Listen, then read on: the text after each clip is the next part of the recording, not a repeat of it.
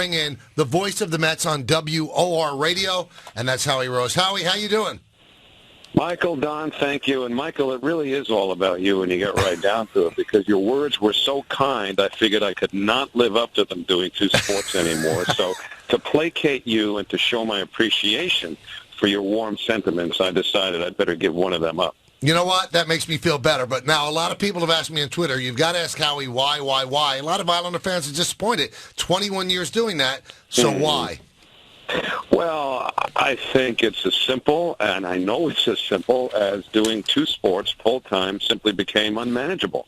And I think when you consider how this last year played out with the Islanders going to the postseason and the Mets going to the postseason, that did not happen very often in those 21 years I was with the Islanders. I can't even believe I'm putting it into the past tense right now. But the fact of the matter is, if the Mets would have had seasons like they did last year and the Islanders would have had seasons like they did this year, more often, I never would have lasted this long doing both.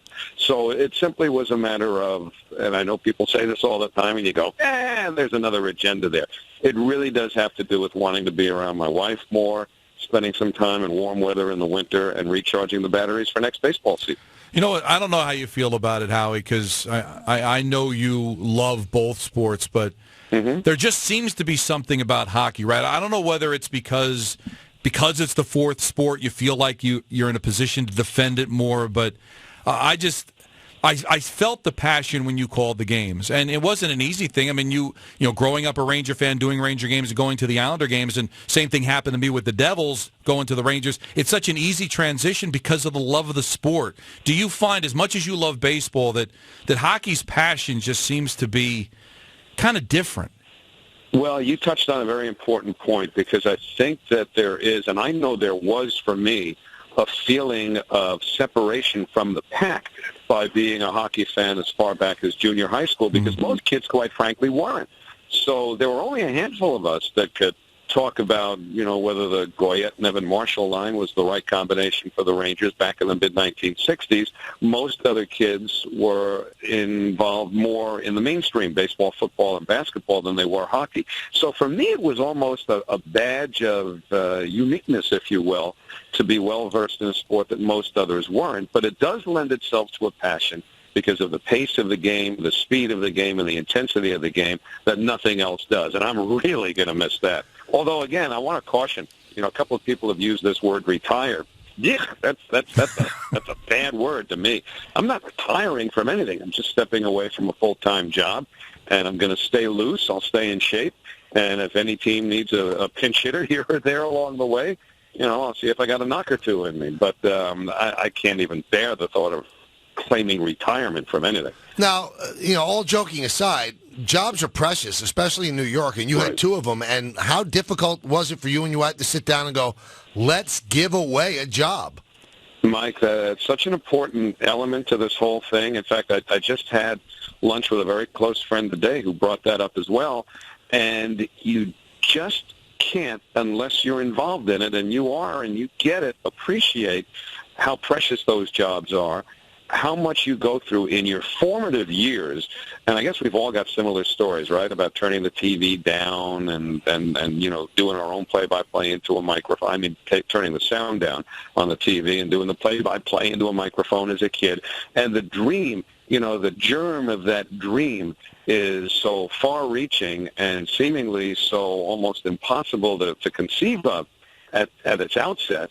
And yet, when you get there, sometimes it goes so fast you don't get a chance to appreciate it. So it's only as I've gone through this process of separating myself that I've begun to realize, my God, I'm going to miss this. I can't believe what the odds are against it. I'm so honored and touched and humbled to have had the chance to do it. And it definitely gives you a different appreciation, and it makes you realize how quick the years pass, because it seems like I was just in the middle of negotiating that deal 21 years ago, and here we are talking about it in the rearview mirror. All right, a quick follow-up. The move to Brooklyn, did that make it more of a haul for you? Would it have been easier if they stayed at Nassau Coliseum?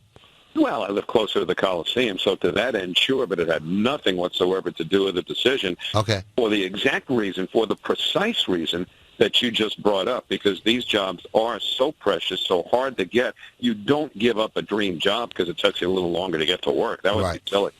Do you feel the seal's been broken with this team finally getting past the second round or the first round, playing in the second round, that now this team might actually be able to move in the right direction and be a consistent playoff contender and maybe compete for the Cup? I don't know, because I don't know what they're going to look like next year. They've got some key free agents there between Kyle Oposo and Franz Nielsen and Matt Martin. Those are guys who are going to be hard to replace if any or all of them leave.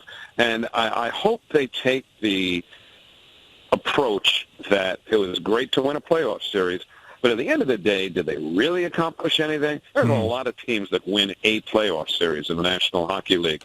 When you start getting to the conference finals and maybe the final with a little bit of regularity, that's one thing. But, no, you don't pat yourself on the back for winning one round, and Garth Snow recognizes that. And I think the thing that's most exciting about the immediate future for the Islanders is the new ownership coming in. Because for the first time in a long, long time, going back through a string of owners, these guys, John Ledecky and Scott Malkin, are not buying the team for ulterior motives. You know, it's not about developing real estate around the building. They've got a building deal. It's a new building. They're all set there.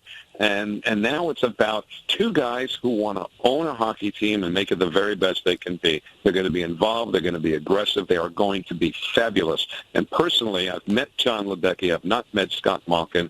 And I had a great conversation with John in Boston a couple of months ago. And one of my biggest regrets about having to step away is not having the opportunity to sort of climb onto his coattails and see what he's able to achieve.